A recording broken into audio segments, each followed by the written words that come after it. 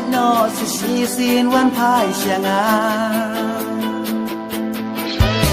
Ngasgang kin văn phai ngasgang kin pen thian ya don ot plamong jonga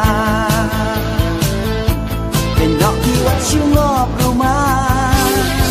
Tanga ki jing pen syo Yo kin siêu pen long jing thala Sa jing yot ay yo ba bin boy Di yu ban jang ingin pen Inong riam masgang ayam ye When God got feed was him the good shalem Di yu ban jang ingin pen Inong riam masgang ayam ye When God got feed was him the good shalem ngam nan phai siêu vây ngam nan jam chính một siêu phi kỳ ngam còn thia siêu gió phai siêu nhà ban pe chạy và ban kỳ chính lại cảnh đó đi wat siêu ngọc ruma tăng ngã kỳ chính phân trời điều kiện siêu phân long chính ta la trái những giọt ấy giờ ba bin boy thì chưa ban chân ingin pen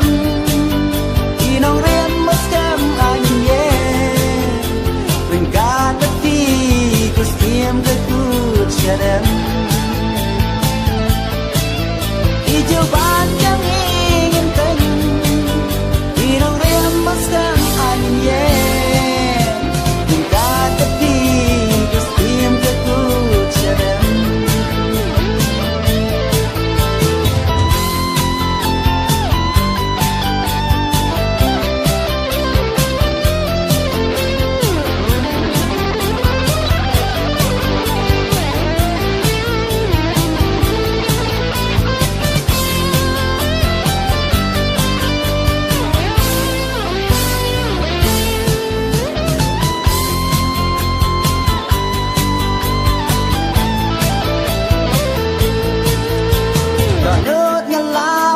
sân rộp liên dài lặng chưa nằm rừng ca đột phí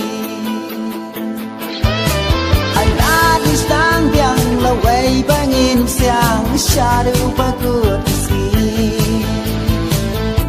kênh nọ đi wat chiêu ngọc roma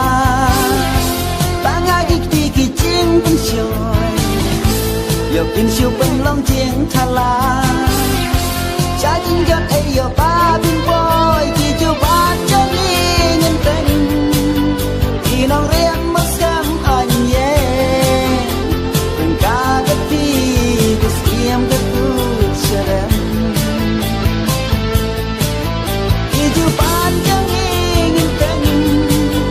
thì nong rian maskem anh ye when God got feed was him the good shalem